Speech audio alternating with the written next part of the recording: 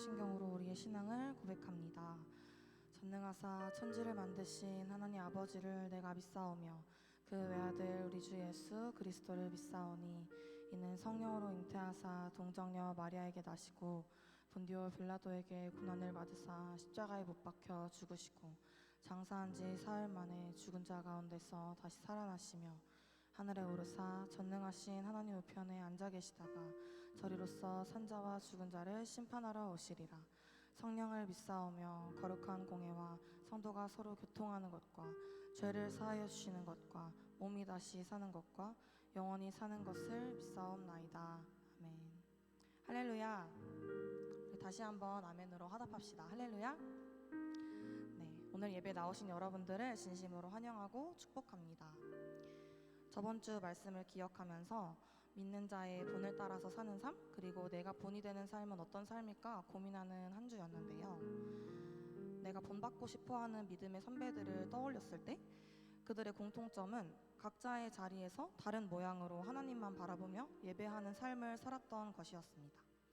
그렇기에 반대로 내가 누군가의 본이 되기 위해서도 무엇을 하려고 하기보다 지금 나의 자리에서 하나님만 바라보는 예배자의 삶을 살아낼 때 누군가의 본이 되는 거겠구나 라는 생각이 들었습니다. 오늘의 예배 가운데서도 우리가 다른 것을 바라보지 않고 하나님만을 바라보며 하나님만을 구하면서 나아가는 이 시간이 되기를 소망합니다. 주님, 오늘도 우리와 함께 해달라고 고백하면서 다 같이 자리에서 일어나셔서 함께 찬양하며 나아갑시다. 찬양합시다.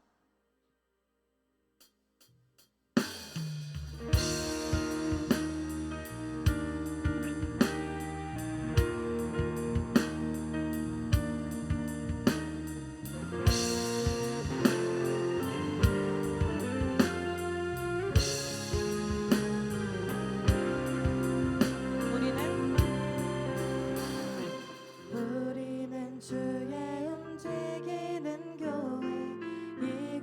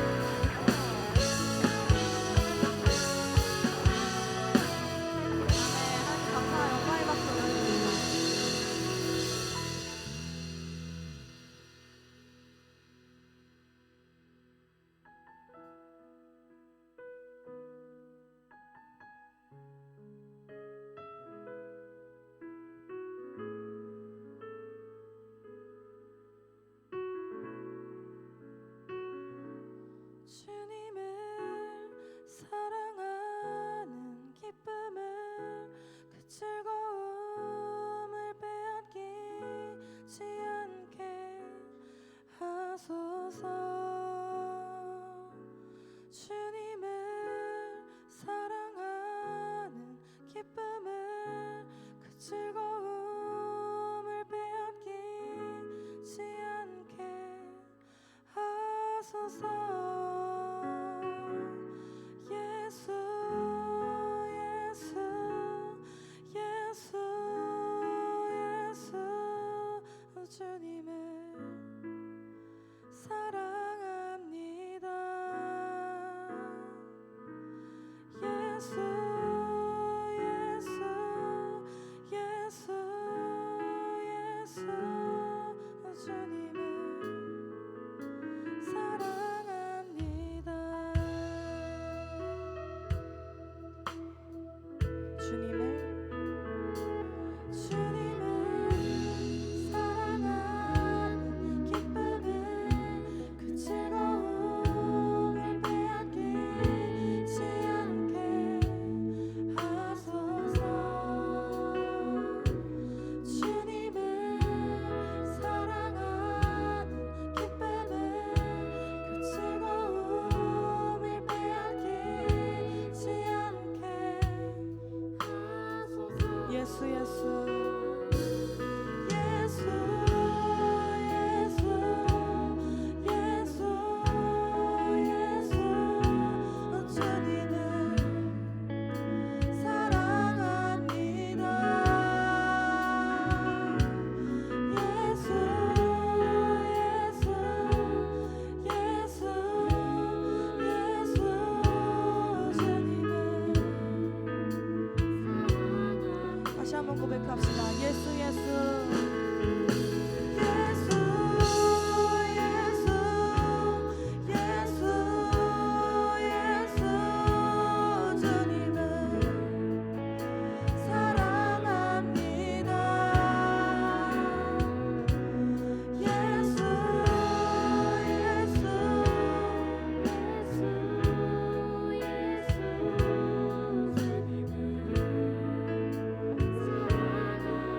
함께 고백합시다.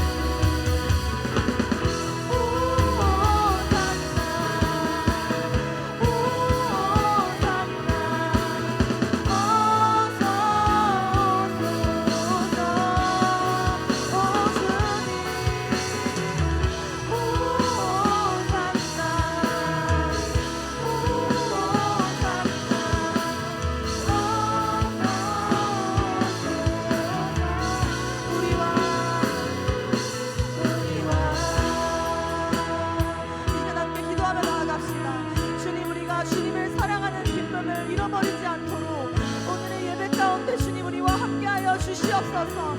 오늘 예배 가운데 이곳에 임재하여 주시옵소서. 주님께 간구하는 마음으로 함께 마음 문 열고 기도하며 나아가길 원합니다. 주여 한번 외치시고 기도하며 나아갑시다. 주여.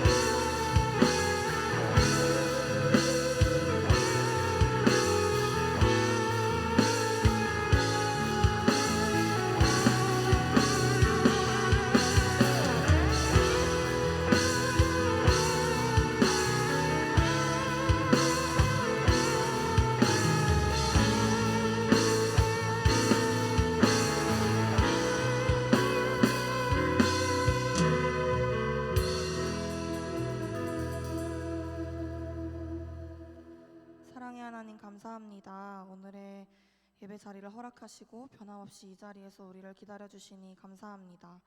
하나님, 지난 한 주 가운데 우리 모두가 각자의 자리에서 그리스도인으로 살아내려 애쓰며 보냈습니다. 삶 속에서 많은 결단과 다짐이 있었지만 다시 반복되는 죄 앞에서 무너지고 사랑하며 살지 못했던 우리의 모습을 살펴주시옵소서.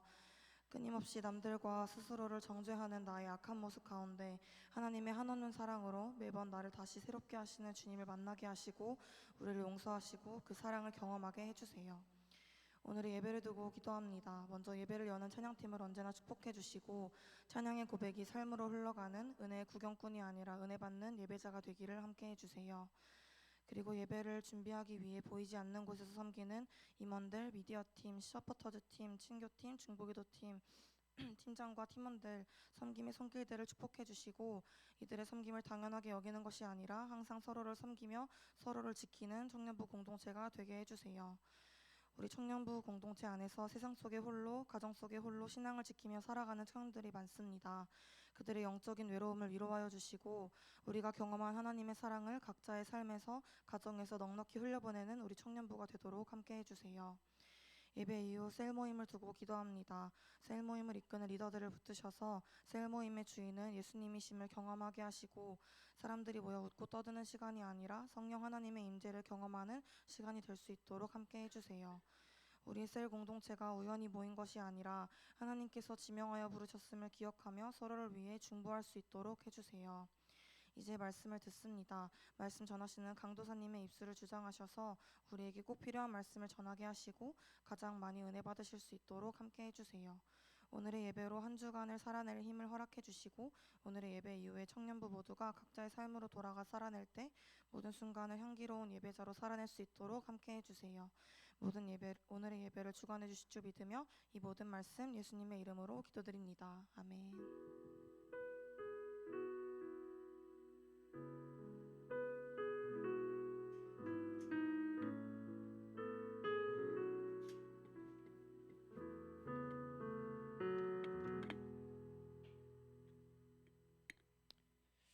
오늘 하나님이 우리에게 주시는 말씀은 고린도전서 8장입니다. 고린도전서 8장 1절부터 13절까지의 말씀을 우리 함께 같이 볼까요?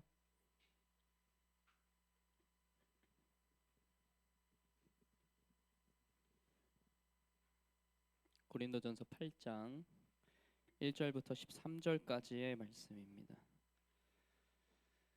다 찾으셨죠? 오케이. 저희 그러면 한 절씩 한번 교독해 보도록 하겠습니다. 제가 먼저 읽을게요. 우상의 제물에 대하여는 우리가 다 지식이 있는 줄 아나 지식은 교만하게 하며 사랑은 덕을 세우나니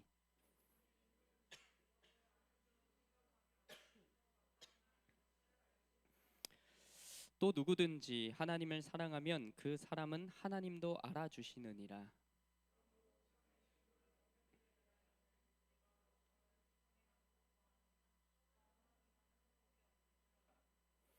비록 하늘에나 땅에나 신이라 불리는 자가 있어 많은 신과 많은 주가 있으나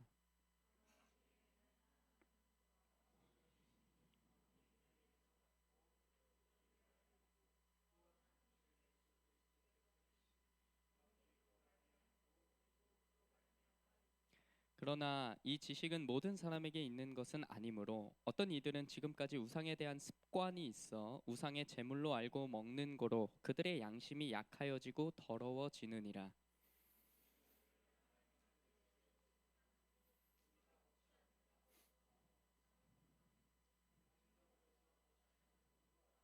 그런즉 너희의 자유가 믿음이 약한 자들에게 걸려 넘어지게 하는 것이 되지 않도록 조심하라.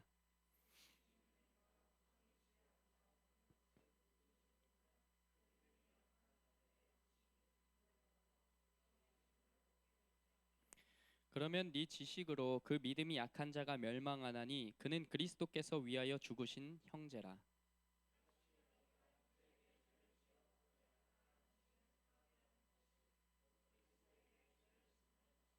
함께 읽겠습니다. 그러므로 만일 음식이 내 형제를 실족하게 한다면 나는 영원히 고기를 먹지 아니하여 내 형제를 실족하지 않게 하리라. 아멘. 제가 잠시 기도하겠습니다. 하나님 감사합니다. 오늘도 이렇게 주님 앞에 모여 함께 예배하며 찬양하며 또 말씀을 들으며 또한 기도하게 하시니 감사합니다. 오늘 왔다가 돌아가는 시간이 그냥 왔다가 가는 시간이 되지 않도록 주님께서 은혜 베풀어 주시고 우리의 마음의 문을 여시고 주의 말씀이 들리고 또한 심겨지는 귀한 시간 되도록 인도하여 주옵소서. 감사드리며 우리 주 예수님의 이름으로 기도합니다. 아멘. 반갑습니다. 오늘 우리가 봉독한 이 말씀을 가지고 아디아포라라는 제목으로 은혜를 좀 나누도록 하겠습니다. 성경에는 명백하게 이야기하는 진리가 있습니다.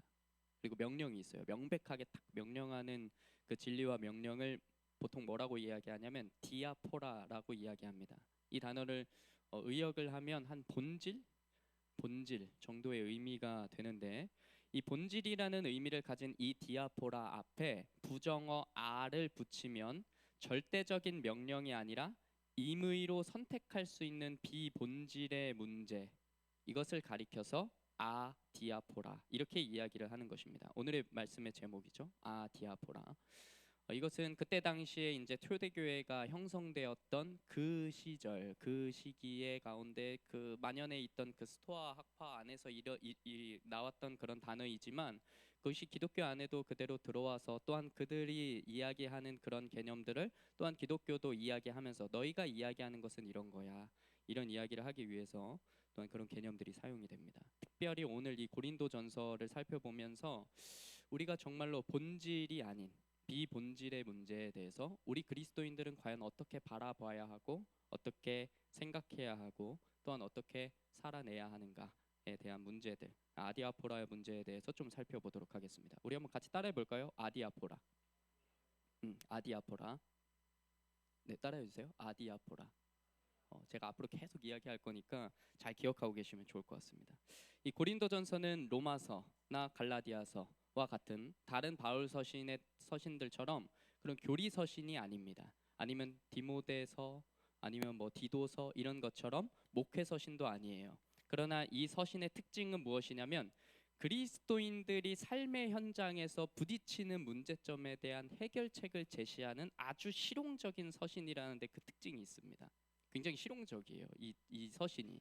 그래서 바울은 이 편지에서 그리스도인 공동체 안에 존재하는 문제들에 대해서 이제 교훈을 하고 있는데 다시 이야기하자면 이런 겁니다. 그리스도인들이 기존의 사회 구조 속에서 부딪히는 문제들을 겪을 때, 그들이 그런 문제들을 겪을 때 어떻게 그들이 거룩함을 지키고 유지하며 살아갈 수 있을까? 그들이 어떻게 그런 문제 앞에서 신앙의 자유를 누리며 그것을 보이며 살아갈 수 있는가에 대한 이야기를 하고 있는 책이 바로 이 고린도전서라는 말입니다. 아마 이제 막 대학생이 되거나 아니면 이미 대학 생활을 하고 계시거나 아니면 사회생활을 이미 하고 계시고 또 이제 해야 하는 여러분들에게 또 제게도 그러니까 세상과 부딪혀 살아가게 될 우리들의 삶의 모습에서 우리에게 어쩌면 가장 실용적이고 어쩌면 우리에게 길잡이의 역할을 해줄 수 있는 책이 바로 이 고린도전서라는 말입니다. 이해가 되시나요? 이처럼 고린도전서는 비록 1세기에 쓰여져 있던 서신이긴 하지만 그 시대를 초월하여서 당시 고린도 교회처럼 여전히 많은 문제들을 가지고 살아가는 오늘날 교회 안에, 그리고 우리들에게 매우 적실한 교훈을 준다는 이야기입니다. 조금 더 자세히 이야기하자면 당시 고린도 교회 안에 일어났던 일들이 뭐였냐면 분쟁들, 다툼들, 시기들, 질투들, 교인 간에 막 법적인 소송도 하고 막 싸우고 치고받고 싸우고, 그리고 결혼 문제들, 그리고 영적인 은사 문제들, 또는 성례 문제들, 성만찬 세례 뭐 이런 겁니다. 그리고 우상에 관한 문제들, 그들의 삶의 자리에서 어떻게 거룩함을 유지하면서 살아갈 수 있는가, 불신의 문제들 등등 정말 다양한, 정말 여러 가지의 문제들을 안고 살고 있던 그 교회 안에 바울이 바른 길을 딱 제시해 주었던 서신이라는 겁니다. 그래서 이 고린도서를 연구하는 학자들 가운데에서는 이 고린도 교회를 두고 이렇게 이야기도 해요. 이렇게 이야기하기도 해요. 오늘날 우리 교회들의 거울이다. 뭐라고 이야기한다고요? 우리 교회 거울이라는 거예요. 이 고린도 교회가 거울이다. 그만큼 오늘날 교회의 모습을 잘 비춰준다라는 사실입니다. 그래서 바울은 그 수많은 문제에 봉착한 고린도 교회에 어떤 가르침을 전하고 있는지, 아니면 어떤 충고를 하는지, 아니면 어떤 권면을 하고 있는지, 그가 어떠한 마음으로 이러한 이야기를 하고 있는지를 우리가 살펴보면서 오늘날 여러분들이 닥쳐 있는 현실의 상황 속에서도, 제가 마주하고 있는 현실의 앞에서도 우리가 잘 적용해 나갈 수 있기를 진심으로 축복합니다. 따라서 우리는 먼저 고린도 교회가 당면에 있던 그 환경을 좀 살펴보려고 해요. 그래서 오늘날 우리의 상황과 어떤 부분이 닮아 있는지를 좀 보겠습니다. 우선 이 사진을 한번 보시면 이게 이제 고린도가 이 지역에 있었습니다. 딱 여기만은 아니었고 이렇게 이제 고린도 지역이었는데, 이 고린도라는 도시는 어떤 도시였냐면 굉장히 발달한 대도시였습니다.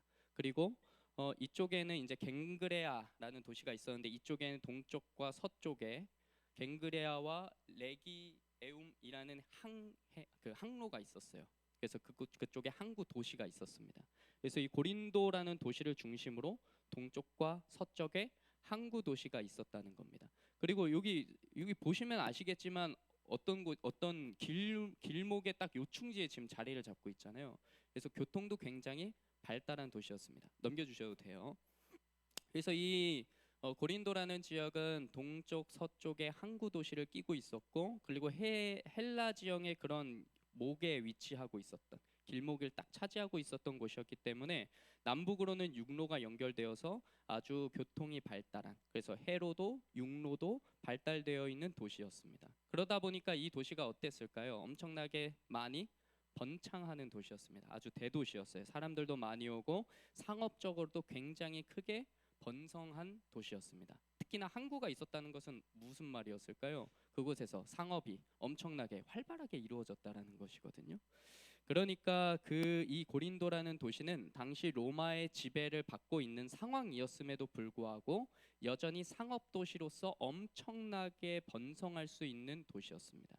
이렇게 대도시이고 번성한 도시이고 상업 도시이고 길목의 요충지에 있었던, 교통의 요충지에 있었던 도시였기 때문에 이곳에는 여러 민족들과 종족들이 아주 혼합되어서 살아가는 도시였습니다. 그러니까 그 도시 안에는 정말 다양한 민족들이 막 다 섞여서 살아갔다는 거예요. 앞으로 바울 서신을 쭉 살펴보면서 계속 말씀을 드릴 테지만, 이렇게 다양한 민족이 살고 있었다, 다양한 사람들이 섞여 살고 있었다라는 곳의 특징은 무엇이냐면, 우리 한번 따라해 봅시다. 혼합주의. 혼합주의. 이것이 그 특징으로 나타나게 됩니다. 어디나 다 마찬가지예요. 앞으로 바울 서신을 보면서 이곳에선 다양한 민족이 살았습니다. 이곳에선 정말 많은 민족들이 섞여 살았습니다. 이곳은 교통의 요충지였기 때문에 정말 다양한 사람들이 막 오고 갔습니다. 이런 이야기를 하게 되면 그곳의 특징은 무엇이라고요? 혼합주의가 나타난다는 겁니다. 이 혼합주의라는 것이 무엇이냐면, 혼합이라는 말에서도 알 수 있듯이 공존할 수 없을 정도로 아주 상이한, 그리고 정반대의 성격을 가진 여러 믿음이나 사상들이 다 이렇게 혼합되어 다양한 사상과 종교의 형태로 나타난 것을 우리가 혼합주의라고 이야기합니다. 쉽게 이야기하면 이런 거예요. 기독교의 신앙을 가지고 있는 사람이 기독교적 가치관과 세계관을 가지고 살아가면서 동시에 다른 가치관도 가지고 살아가는 것을 뭐라고 이야기한다고요? 혼합주의라고 이야기한다는 겁니다. 나는 그리스도인이야. 나는 기독교적인 세계관과 가치관을 가지고 살아가 라고 이야기하면서 세상의 방식과 세상의 가치관과 세상의 세계관을 따라 살아가는 것을 혼합주의라고 부른다는 겁니다. 당시 이 고린도 교회 안에는 그것이 매우 아주 심하게 일어나는 도시였어요. 여러분, 신앙은 순수한 것입니다. 정말 순수한 것이요. 순수하다는 것이 무엇일까요? 다른 것과 섞여서는 안 된다는 것을 이야기하는 것이거든요. 그런데 이 고린도 교회 안에는 그런 혼합주의 다 섞여서 너도 좋아 나도 좋아 너도 맞아 나도 맞아 그래 우리 그냥 그렇게 살자 이러한 모습들이 아주 만연해 있었다는 겁니다. 세상을 살다 보니 세상과 적당히 타협하는 신앙의 모습들이 그들에게 있었다는 거예요. 오늘날 우리와 굉장히 비슷하지 않나요? 여러분의 삶의 모습은 어떠하십니까? 내가 정말 그리스도인답게 살아내기 위하여서, 그리스도인답게 사고하기 위하여서, 그리스도인답게 오늘도 지금도 이 시간도 앞으로의 여러분들의 삶 가운데에서 내가 세상과 얼마만큼 타협할지, 내가 세상에서 어떻게 살아가야 할지 늘 고민하면서 정말로 하나님과 세상 사이에서 갈팡질팡하고 있는 모습은 우리에게 없는지 우리가 좀 돌아보는 시간들이 되었으면 좋겠습니다. 어쨌든 이 고린도라는 도시는 정말 발달했지만 온갖 혼합주의와 타락한 모습이 만연한 도시였다라고 생각하시면 될 것 같아요. 그래서 이 혼합주의의 특징답게 정말 다양한 이방 종교들이 그곳에 있었고 신전도 많았고 정말 다양한 우상들이 그곳에 있었습니다. 당시 이방 종교의 특징이 무엇이었냐면 성적으로 굉장히 문란했다는 거예요. 성적인 타락이 굉장히 극심했습니다. 그런데 그것이 그 혼합주의의 특징이 아니고 그것이 왜 성적인 타락이 등장했었냐면 그들의 예배 방식이 바로 그런 성적인 문란함에 당시에 그 이방 종교에는 왜 이런 성적인 타락이 만연했었냐면 이방 종교의 예배 의식 가운데 그들이 이제 사랑의 여신이라고 여겨지는 그 아프로디테와 같은 신전에는 성창이라고 불리는 매춘부가 있었습니다. 여사제들이요, 그 사람들이. 여사제들인데 그들의 예배 의식이 그런 여사제들과 더불어 성적인 관계를 맺는 것이 예배 의식이었어요. 그들이. 이것은 무엇을 이야기하는 것일까요? 그런 성적인 타락이 특별한 게 아니었다는 거예요. 그들의 그냥 일상이었다는 거예요. 그리고 그걸 보면서 그들이 저거 잘못하는 건데 이렇게 생각했다는 걸까요? 그렇지 않았다는 겁니다. 그걸 보면서 죄의식조차도 느끼지 못할 만큼 아주 만연해 있는 문제였다라는 것입니다. 그러니까 이것을 오늘날로 이야기하자면 뭘까요? 우리 교회는 그렇게까지 막 문란하지 않은데요. 이런 이야기를 하는 것이 아니고 우리의 삶 가운데 우리 교회 안에 그런 만연해 있는 어떤 죄에 대한 마음들, 생각들 그런 것들이 우리에게도 있다는 겁니다. 오늘날 우리 교회 안에도 오늘날 사회 안에도 만연하게 퍼져 있는 그런 죄의 생각들, 죄의 모습들. 그래서 이 고린도인처럼 산다라는 표현이 실제로 그 고대사에서 어떤 관용어였냐면 문란하게 산다 이런 뜻이었어요. 굉장히 죄에 젖어서 살아가는 그 모습을 표현할 때 뭐라고 했다고요? 고린도인처럼 산다. 이것이 그 표현이었다는 겁니다. 그래서 정말 죄의식 없이 일상 가운데서 죄를 지으면서 살아가는 그 모습들이 그런 죄의 특징들이 벌어지고 있었다라는 거예요. 그래서 탈무드에서는 이런 이야기가 있어요. 우리가 죄는 처음에는 손님으로 찾아온다. 그런데 시간이 지나면 그대로 두면 죄가 우리를 쫓아내고 우리의 주인이 된다. 이런 이야기가 있어요. 그러니까 이게 무슨 말이냐면 처음에는 우리가 죄를 끌고 가는 것처럼 보이지만 그것에 젖어 살아가다 보면 우리가 뭐에 끌려가면서 산다는 걸까요? 그 죄에 끌려다니면서 살아간다는 거예요. 그래서 로마서 6장 12절에서도 이렇게 이야기합니다. 우리가 한번 같이 읽어볼까요? 시작. 그러므로 너희는 죄가 너희 죽을 몸을 지배하지 못하게 하여 몸의 사욕에 순종하지 말고 또한 너희 지체를 불의의 무기로 죄에게 내어주지 말고 오직 너희 자신을 죽은 자 가운데서 다시 살아나신 자 같이 하나님께 드리며 너희 지체를 의의 무기로 하나님께 드리라. 아멘. 이렇게 이야기하는 거예요. 그러니까 죄에게 너의 몸을 내어주지 말아라. 자꾸 죄에 끌려다니는 삶을 살지 말아라. 지금은 아닌 것 같아도 그렇게 살다 보면 언젠간 죄가 주인이 되어서 너희 삶을 끌고 다니며 살 것이다. 그 이야기를 하고 있는 겁니다. 고린도 교회는 진짜 죄가 만연한 도시였어요. 그렇다고 그 도시가 막 지저분했느냐, 막 그 도시에 막 살인 막 뭐 그런 어떤 심각한 범죄 현장이 많았느냐, 그랬던 것은 아닙니다. 그냥 일상의 도시였어요. 오늘날 우리의 삶처럼 겉으로 보기에는 그냥저냥 잘 살아가는 것처럼 보이는, 그러나 정작 그들의 삶의 자리 깊숙한 곳에는 죄가 끊이지 않은 도시였다는 것입니다. 거짓, 탐욕, 문란, 외식, 시기, 질투, 어떤 나태, 분쟁의 문제들, 그런 것들이 가득했다는 것이요. 이것은 사실 고린도 교회의 문제가 아니잖아요. 우리 안에도 있지 않습니까? 탐욕이 있고, 거짓이 있고, 나태가 있고, 외식함이 있고, 문란함이 있고, 시기가 있고, 질투가 있잖아요. 오늘날 우리에게도. 더욱이 교회에 있을 때는 정말 겉으로 보기에는 신실해 보이지만 정작 삶 가운데 내려갈 때 그렇게 살지 못하는 모습들이 우리 안에 얼마나 많습니까? 그런데 되게 웃기는 거는, 이렇게 타락해 있는 이 고린도 이 도시는 정말 부유하면서도 동시에 교통의 요충지였기 때문에 이곳에는 정말 많은 지혜자들이 방문하는 도시였습니다. 당시에는 순회 철학자 이런 사람들이 있었거든요. 이 순회 철학자가 뭐냐면 여기저기를 막 돌아다니면서 본인의 사상과 가르침과 본인의 지혜를 전하는 사람들이었어요. 이렇게 순회하는 사람들이다 보니까 보통 교통이 발달한 도시를 위주로 돌아다녔겠죠. 그러다 보니 이 고린도 교회도 교통의 요충지였기 때문에 그런 다양한 아주 많은 철학자들과 수사학자들, 지혜자들이 많이 방문을 했습니다. 그래서 실제로 이 고린도 교회 안에는 그런 사람들을 중심으로 학교가 세워지고 그런 사람들을 중심으로 그들 밑에서 배우는 문화생들이 생겨나고 막 이렇게 됐었거든요.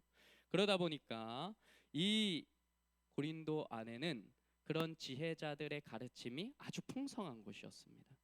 근데 특별히 이때 당시에 지혜자들이 관심 있게 그 공부하고 가르치고 전했던 것이 무엇이었냐면 수사학이었어요. 여러분 수사학이 뭔지 아시나요? 수사학이 뭐냐면 쉽게 말해서 이런 거예요. 지혜롭게 말하는 것을 배우는 겁니다. 사람들을 설득하게 말하는 법을 배우는 거예요.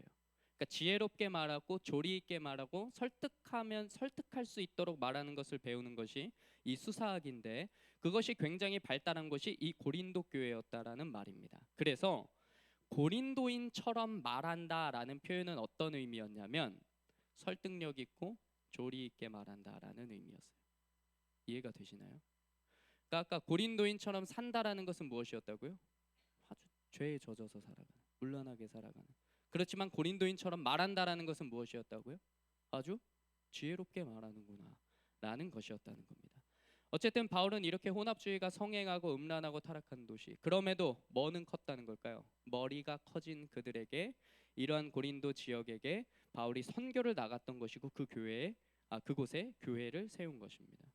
그곳에 있는 교회가 그러니까 얼마나 어려움들이 많았겠어요. 삶은 전혀 그렇게 살아가지 못하면서 입만 살아가지고 머리만 커가지고 이렇다 저렇다 이렇게 이야기해야 한다 저렇게 이야기해야 한다 하는 사람들이 많았다는 거예요.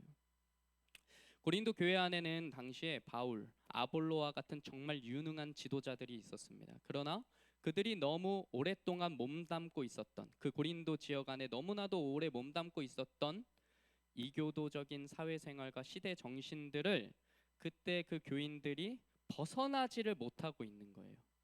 오히려 자꾸 휩쓸려 살아가는 거예요. 자기의 삶의 습관을 따라서. 그러다 보니까 고린도 교회 안에는 좋지 못한 분위기가 형성되어 살아가는 겁니다. 누구는 말씀 안에서 열심히 살아보려고 하는데 누구는 세상과 적당히 타협해서 살아가는 거예요. 교회 안에서. 그것이 주는 어려움이 있었다는 것이죠. 뿐만 아니라 이런 어려움도 있었습니다. 교회 안에 믿음이 강한 사람이 있었는데 그들이 믿음으로 하는 행위가, 그 믿음이 강한 자가 믿음으로 하는 행위가 오히려 믿음이 연약한 자들의 마음을 어렵게 만드는 일들이 벌어졌다는 겁니다. 바울이 이러한 어려움으로 몸부림치고 있는 그 고린도 교회에 편지를 보낸 거예요. 저는 오늘날 이 모습이 정말 한국 교회 안에 그리고 우리의 모습과 현대 사회와 정말 매우 비슷하다고 생각합니다. 성적으로 문란하고 그리고 온갖 범죄에 노출되어 있는, 죄에 노출되어 있는, 그리고 죄 의식에 젖어서 살아가는, 그리고 포스트 모더니즘에 절대 진리는 없어, 그런 흐름 속에서 절대 진리는 없다고 이야기하면서 하나님의 복음, 이 십자가의 복음을 받아들이지 않는 모습, 그럼에도 불구하고 발전하고 있는 과학기술과 학문으로 인해서 머리는 커져 있는 사회. 저는 정말 이 고린도 교회와 너무너무 많이 닮아 있다고 그렇게 생각합니다. 그리고 이런 사회 속에서 우리 교회 안에도 역시나 이 고린도 교회가 겪는 문제들이 벌어지고 있는 것이죠. 이런 교회에게 바울이 보내는 편지의 내용은 크게 두 가지입니다. 크게 두 가지요. 첫 번째는 뭐냐면 그리스도인이 믿는 복음에 관해서 이야기해요.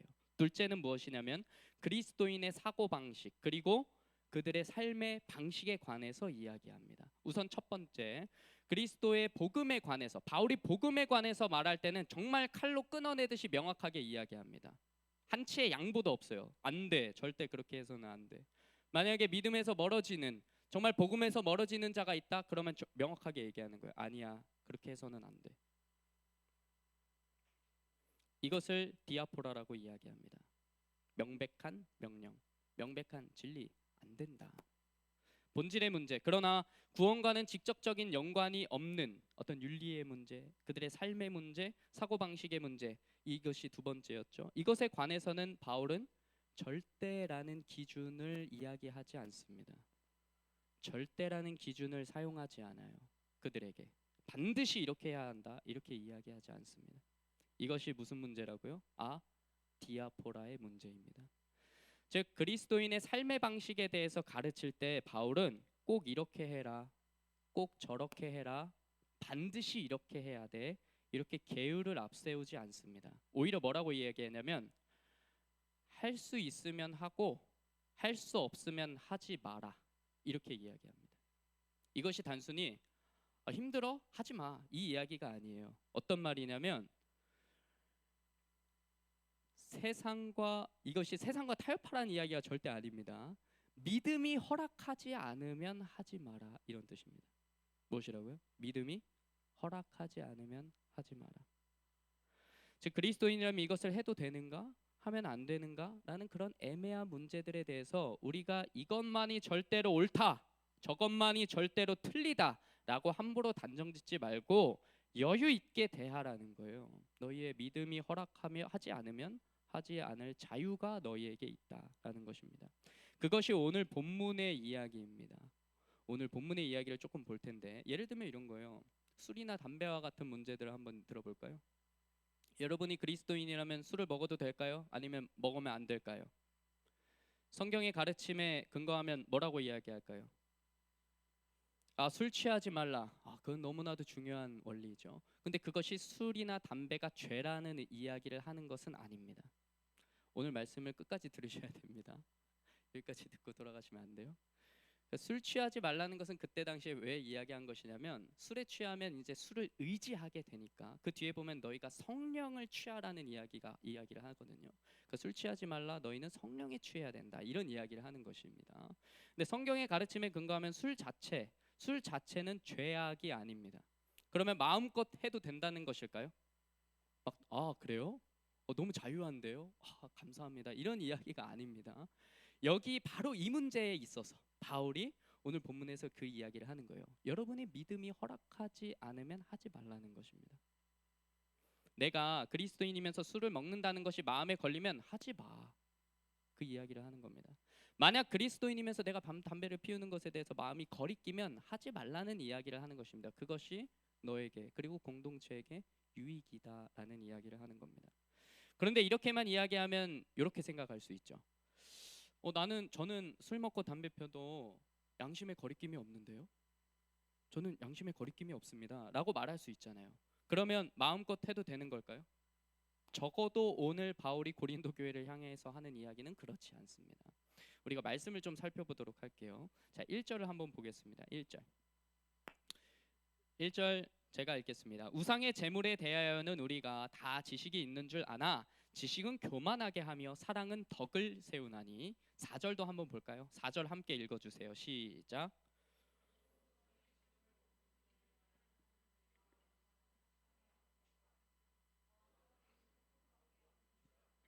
아멘. 자, 당시에 고린도 교회의 모습이 어땠냐면, 믿음이 강한 신자와 믿음이 약한 신자들이 함께 공존해 있었습니다. 누구와 누구? 믿음이 강한 자 그리고 믿음이 약한 자. 이것은 사실 오늘날 우리 교회도 마찬가지죠. 우리 청년부 공동체 안에서도 마찬가지일 거예요. 그렇지 않나요? 누구는 믿음의 빛이 강한 자가 있습니다. 그런데 누구는 믿음의 빛이 옅은 자가 있어요. 그건 이곳에서도 어디서든 다 그럴 수 있습니다. 그런데 그런 사람들이 섞여 있는 것이 사실 교회의 공동체이잖아요. 이 고린도 교회도 그랬다는 말입니다. 그런데 이 가운데 한 가지 문제가 있었는데 그것이 무엇이었냐면 우상에게 바친 제물을 먹어도 될까에 대한 문제, 이것에 대한 질문들이 있었다는 것입니다. 우상에게 바쳐진 제물을 과연 그리스도인이 먹어도 되는가에 대한 문제와 질문이 있었다는 거예요. 이거 해도 될까? 하면 안 될까?에 대한 문제가. 이런 상황 속에서 고린도 교회 안에 있는 믿음이 강한 자, 믿음의 신자들, 믿음 안에 막 든든히 서 있는 자들은 4절에서 이야기하는 것처럼, 4절에서 무슨 이야기하는 거냐면 이런 이야기하는 거예요.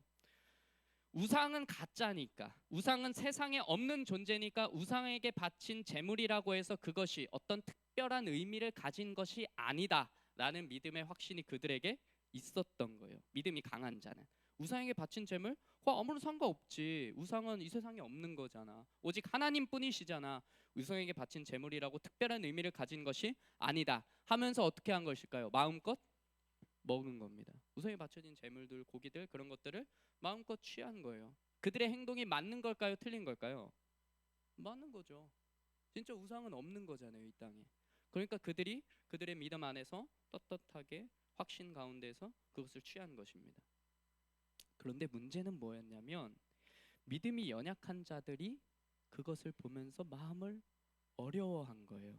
그게 7절입니다. 7절 우리가 한번 같이 읽어볼까요? 7절 함께 읽겠습니다. 시작. 그러나 이 지식은 모든 사람에게 있는 것은 아니므로 어떤 이들은 지금까지 우상에 대한 습관이 있어 우상의 제물로 알고 먹는 거로 그들의 양심이 약하고 더러워지느니라. 그러니까 이 지식은 모든 사람에게 있는 것이 아니다라는 이야기를 하는 거죠. 그러니까 우상은 없는 거잖아. 하나님만 유일하시잖아. 난 하나님만 믿잖아. 라는 그러한 지식, 믿음이 모든 사람에게 있는 것은 아니다. 그러니까 믿음이 연약한 자들은 그 우상에 대한 습관이 남아 있어서 우상에게 바쳐진 제물이 찝찝한 거예요. 이거를 먹는 것이 찝찝한 거예요. 그래서 그들은 그 우상에게 바쳐진 음식을 먹는 것이 보기에 불편했던 겁니다. 그들이 먹는 것이 보는 거에 불편한 거예요. 그들이 먹는 걸 보면서 그들이 시험에 들었다는 이야기를 하는 겁니다. 심지어 그들이 먹는 것을 보면서 그들도 먹는 거예요. 그러면서 스스로 먹으면서 마음이 불편해하는 거예요. 저들이 먹어서 나도 먹기는 하는데 내가 너무 마음이 불편한 거예요. 자, 이런 상황 속에서 우리가 가져야 하는 신앙의 태도가 무엇일까요? 믿음이 강한 자는 성경의 표현대로 올바른 지식 안에서 올바른 믿음 안에서 우상이 헛된 것임을 알아서 우상에게 바쳐진 제물을 먹는 것에 전혀 거리낌이 없었던 것입니다. 그런데 믿음이 약한 자는 아직도 우상에 대한 습관이 남아 있어서 그들에게 신앙의 불순물이 남아 있다 보니까 그것이 걸림돌이 된 것이죠. 그럼 상식적으로 우리가 이해하기에는 바울이 고린도 교회를 향하여 편지를 쓸 때 고린도 교회에 있는 믿음이 약한 자들에게 너희가 더 배우고 더 성장하고 더 성숙할 수 있도록 그 마음에 거리낌이 없을 수 있도록 가르치고 권면해라 이렇게 이야기할 수 있었지만 바울은 그렇게 하지 않았다는 겁니다. 오늘 본문에서 바울은 이렇게 이야기합니다. 9절을 우리가 함께 읽겠습니다. 시작. 그런즉 너희의 자유가 믿음이 약한 자들에게 걸려 넘어지게 하는 것이 되지 않도록 조심해라. 아멘. 즉 바울은 교회 안에 믿음이 강한 자들에게 이렇게 권면하는 거예요. 너희에게는 우상의 제물을 먹는 것이 마음에 거리낌이 없기에 자유롭겠지만 믿음이 약한 자들에게는 걸려 넘어지는 일이 된다. 그러니까 너희가 다른 사람에게 걸림돌이 되지 않도록 스스로를 돌아보면서 행동해라. 그 이야기를 하고 있는 거예요. 그렇게 권면하는 거예요. 이게 무슨 말을 하는 걸까요? 쉽게 말해서 이런 겁니다. 믿음이 연약한 자들이 시험에 들지 않도록 믿음이 강한 자들에게 너희가 희생해줘. 그 이야기를 하는 겁니다. 너희가 조심해줘. 바울은 믿음이 연약한 자들에게 채찍질하기보다는 믿음이 강한 자들의 배려와 사랑을 권면하는 겁니다. 그러면서 뭐라고 이야기하냐면 이렇게 이야기합니다. 8장 10절에서 11절을 제가 세 번역으로 가져왔는데 우리가 한번 같이 읽어보면 좋을 것 같아요. 읽겠습니다. 시작. 지식이 있는 당신이 우상의 신당에 앉아서 먹고 있는 것을 어떤 사람이 보면 그가 약한 사람일지라도 그 양심에 용기가 생겨서 우상에게 바친 고기를 먹게 되지 않겠습니까? 그러면 그 약한 사람은 당신의 지식 때문에 망하는 것입니다. 그리스도께서는 그 약한 신도를 위하여 죽으셨습니다. 아멘. 이것이 무슨 말이냐면, 왜 약한 자들 앞에서 조심하라고 하는 것이냐면, 왜 어린아이 앞에서 냉수도 함부로 떠먹지 말라고 하잖아요. 딱 그 원리인 거예요. 너희가 하는 모습을 보면서 믿음이 약한 자들이 그리스도인들은 저렇게 살아도 되는 것이구나 생각하고 양심의 거리낌이 있음에도 불구하고 그냥 따라하다가 망하게 된다는 이야기를 하는 거예요. 그러니까 바울의 이야기를 정리하자면 뭐냐면, 예수 그리스도께서는 믿음이 약한 그들도 또한 구원하기를 원하신다. 그러므로 믿음이 강한 너희만 구원받는 것이 아니다. 믿음이 연약한 그들도 또한 구원하시기를 원하기 때문에 너희가 공동체 안에 덕을 세우는 일에 힘써라. 그 이야기를 하는 겁니다. 어디에 덕을 세우라고요? 공동체 안에 덕을 세우는 일에 힘을 써라. 그냥 나만 잘 믿고 나만 잘 살면 되지, 이렇게 생각하지 말고 공동체 안에 연약한 자들을 돌아보며 공동체 안에 덕을 세우기 위해 힘을 쓰라고 이야기하는 것입니다. 그런데 그 방식이 믿음이 강한 자가 약한 자를 가르치고 훈계하는 것이 아니라, 믿음이 연약한 자들을 위해서 믿음이 강한 자가 배려하고 희생하는 것이 필요하다는 이야기를 하고 있는 거예요, 오늘 바울이. 그래서 이렇게까지 이야기합니다. 바울이 13절, 이것이 핵심인데 우리가 함께 읽겠습니다. 시작. 그러므로 만일 음식이 내 형제를 실족하게 한다면 나는 영원히 고기를 먹지 아니하여 내 형제를 실족하지 않게 하리라. 아멘. 바울은 만약에 내가 우상의 제물을 먹음으로써 다른 형제들이 실족한다면 나는 차라리 영원히 고기를 먹지 않겠다라고 이야기하는 거예요. 그만큼 바울은 개인이 자기 신앙에만 떳떳한 것에 만족하지 말고 어떻게 주변을 돌아보며 타인을 실족시키지 말라는 이야기를 하는 것이고, 그것이 그리스도인답게 사는 것이다. 그것이 그리스도인답게 생각하는 것이다. 그 이야기를 하고 있는 겁니다. 그러니까 그리스도인의 삶의 방식, 그리스도인의 사고 방식은 어떤 것이냐면, 공동체 안에 덕을 세워가는 일을 따라가는 것입니다. 그래서 1절에서 이렇게 이야기하는 거예요. 1절을 세 번역으로 한번 가져왔는데 다시 읽어볼까요? 함께 읽겠습니다. 1절 시작. 우상에게 바친 고기에 대하여 말하겠습니다. 우리는 우리가 모두 지식이 있는 줄로 알고 있습니다. 지식은 사람을 교만하게 하지만 사랑은 덕을 세웁니다. 이게 무슨 말일까요? 우상의 제물에 대해서 먹어도 되냐 안 먹어도 되냐 이것에 대해서 지식적으로만 알고 있으면 교만을 세우지만, 사랑이 함께 있다면 교회 안에 뭐를 세운다고요? 덕을 세웁니다. 이렇게 얘기하는 거예요. 사랑은 덕을 세웁니다. 이것이 바로 아디아포라의 문제입니다. 해도 되고 안 해도 되는 문제 앞에서는 무엇을 세우는, 공동체 덕을 세우는 일에 힘을 쓰라는 것입니다. 만약에 구원의 문제, 즉 예수 그리스도를 믿느냐 안 믿느냐, 그리스도를 아는 지식이 있느냐 없느냐에 대한 문제는 바울은 정말 칼같이 이야기해요. 그건 반드시 믿어야 된다, 반드시 알아야 된다, 그것만이 진리야, 나머지 다 배설물이야, 이렇게 이야기할 정도로 아주 정확하게 이야기하지만, 그것이 아닌 이러한 삶의 문제 앞에서 바울은 교회의 덕을 세우는 일에 힘쓰라는 이야기를 하는 것이죠. 그거 해도 되고 안 해도 돼. 다만 너희의 믿음이 허락하지 않으면 하지 마라. 허락하더라도 교회 안에 덕을 세우는 일에 너희들이 힘을 써라. 교회 안에 사랑을 세우는 일에 힘을 써라. 이 이야기를 하는 것입니다. 그래서 바울은 이야기하는 거예요. 바울은 사실 나는 누가 나 고기 먹는 것 때문에, 우상에게 바친 제물 때문에 시험 들면 그 사람들이 볼 때는 나는 그럼 안 먹을게, 이렇게 얘기해도 되거든요. 근데 그렇게 이야기하지 않는 거예요, 바울은. 그러면 난 그냥 아예 평생 고기 안 먹겠다, 이렇게 이야기하는 겁니다. 그 마음이 뭘까요? 그만큼 교회의 덕을 세우는, 공동체의 사랑을 세우는 일에 내가 힘쓰겠다라는 이야기를 하는 겁니다. 자, 다시 우리가 예를 들었던 일들로 한번 돌아와 봅시다. 술 자체는 죄가 아니라고 했습니다. 그렇죠? 그것 자체가 죄가 아닙니다. 담배도 마찬가지예요. 술 자체가 죄가 아니고 담배 자체가 죄가 아닙니다. 그러나 그리스도인으로서 술을 마시는 것이 교회의 덕을 세우는 일에 유익하지 않다면 그것을 하지 않겠다고 이야기하는 것이 성경적인 가치관이다라는 말입니다. 무슨 말인지 아시겠어요? 교회는, 우리 몸은 하나님의 성전인데 성경에도 나와 있잖아요. 너희 몸은 성령이 거하는 하나님의 전이다 이렇게 나오거든요. 너희 몸이 성전인데 어떻게 성전 안에 술을 갖다 놓고 담배 연기를 부어 넣어? 몸에 나쁜 걸 어떻게 해? 이렇게 이야기하기에는 사실 그 근거가 너무 부족해요. 왠줄 아세요? 우리 몸에 안 좋은 게 술과 담배뿐입니까? 그렇지 않잖아요. 우리 몸에 나쁜 게 얼마나 많아요. 먹어서 안 되는 것들이 얼마나 많습니까? 그럼 그거 다 죄라고 이야기하실 건가요? 그렇지 않습니다. 우리가 먹는 것에서 몸에 나쁜 게 얼마나 많아요. 술보다 담배보다 나쁜 것들이 또 얼마나 많습니까? 그렇기 때문에 그것을 죄라고 우리가 이해해서는 안 됩니다. 우리가 술을 먹지 않는 것 그리고 뭐 담배를 피지 않는 것 그것이 죄 때문이 아니라는 이야기를 하는 거예요.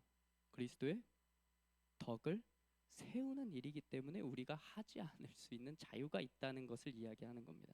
그게 아디아포라의 문제예요. 예를 들어서 제가 여러분 앞에서 나와서 설교를 하는데 막 어제 먹은 막 술 때문에 막 숙취가 너무 심해가지고 막 비몽사몽간에 제가 설교 말씀을 전한다고 막 생각을 해보세요. 여러분들에게 덕이 되겠어요? 전혀 덕이 되지 않겠죠. 만일 제가 이 앞에서 이제 말씀을 마치고 내려가가지고 여러분들에게 막 인사를 하는데 막 술 냄새가 진동을 해. 담배 냄새가 막 나. 그럼 여러분들 절 보면서 뭐라고 생각하시겠어요? 강도사님이? 이상하게 볼 거 아니에요. 그렇지 않아요? 제가 그렇다는 게 아니라 만약에 제가 그렇다면 여러분들 그렇게 생각하지 않을 거라는 이야기를 하는 거예요. 자기도 술 먹고 담배 펴도 제가 그러면 여러분들 시험 될 거 아닙니까? 그런 이야기를 하는 거예요. 그래서 저는 술 먹고 담배 피는 일을 하지 않겠다라고 이야기하는 거예요. 바울이 이야기하는 바에 따르면 우리 귀한 덕소의 청년 여러분, 이것이 아디아포라의 문제입니다. 해도 되고 안 해도 되는 문제 앞에서 여러분들은 어떻게 살아가고 계십니까? 이게 제가 진짜 하고 싶었던 질문이에요. 해도 되고 안 해도 되는 문제 앞에서 여러분들은 어떻게 생각하고 계십니까? 여러분들에게 있는 아디아포라의 문제는 무엇입니까? 이것은 공동체의 덕을 세우는 일이기도 하지만 동시에 여러분 개인의 신앙을 위해서 고민해야 되는 문제이기도 해요. 그리고 우리의 신앙의 성숙도는 보통 바로 이 아디아포라의 문제에서 보여집니다. 보통 우리의 신앙의 성숙도는 여기에서 나타나게 돼요. 여러분들은 신앙의 양심 앞에서 어떤 삶을 살아가고 계십니까? 도대체 어떤 생각을 하면서 살아가고 계시는지. 예배 시간에 꼭 단정하게 입어야 할까요? 예배 가운데, 셀 모임 가운데, 섬김의 자리 가운데 꼭 성실하게 임해야 하나요? 그거 안 하면 구원 못 받나요? 구원 못 받는다고 얘기할 사람이 여기 가운데 누가 있겠어요? 그것이 구원에 직접적인 영향을 주는 것은 아니지만 그럼에도 불구하고 우리가 그리스도인답게 더 성숙한 그리스도인으로서 살아가기 위해 우리가 신앙인의 양심을 따라 살아가는 것이 우리에게 반드시 세워지기를 주님의 이름으로 진심으로 축복합니다. 신앙의 양심을 따라 살아가는 거예요. 그래서 바울도 사도행전 24장 16절에 이렇게 이야기합니다. 이것으로 말미암아 나도 하나님과 사람에 대하여 항상 양심의 거리낌이 없기를 힘쓰느니라. 바울도 이야기해요. 나도 하나님 앞에서 그리고 사람들 앞에서 양심의 거리낌 없이 살아가기를 힘쓴다. 그 이야기를 하는 겁니다. 아디아포라의 문제 앞에서 여러분도 저도 그런 신앙인의 양심 앞에서 하나님 앞에서 사람 앞에서 그런 양심의 거리낌 없이 살아가기를 힘쓰는 저와 여러분들이 다 되시기를 진심으로 축복합니다. 말씀을 맺겠습니다. 아까 고린도인처럼 산다는 말은 무슨 뜻인지 기억하시나요? 성적으로 문란하고 부정적인 표현이었잖아요. 죄 가운데 젖어서 살아가는. 반면에 고린도인처럼 말한다는 것은 무슨 의미였다고요? 지혜롭게 말한다. 긍정적인 표현이었습니다. 즉 이 둘을 종합해 보면 고린도인답다라는 것은 어떻게 이해를 할 수 있냐면 이런 거예요. 겉으로는 진짜 죄 가운데 빠져 살아가면서 말 잘하는 사람. 말은 진짜 잘하고 지혜 있는 사람처럼 말하지만 정작 그들의 삶은 죄 가운데 빠져 살아가는 사람. 그것이 고린도인다운 모습이었습니다. 고린도인답다라는 것이 이런 의미라면 그리스도인답다라는 것은 여러분에게 어떤 의미이십니까? 저 한번 생각해 보셨으면 좋겠어요. 세상 사람들이 생각할 때 과연 그리스도인답다라는 것은 어떤 의미로 받아들여지고 있다고 여러분들은 생각하시나요? 적어도 저는 이 고린도인답다라는 것과 같은 의미로 이해되지 않기를 진짜 바랍니다. 저 말만 살아서 입만 살아서 삶은 전혀 그렇지 못하면서 막 입만 저렇게 사는 사람들, 저는 이렇게 이해되지 않기를 진짜 바랍니다.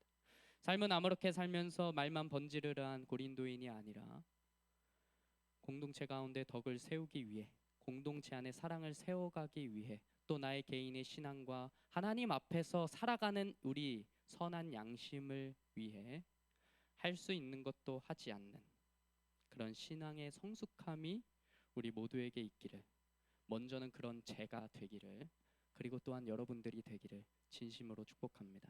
우리 시간 함께 찬양하고 같이 기도하는 시간을 좀 갖도록 하겠습니다.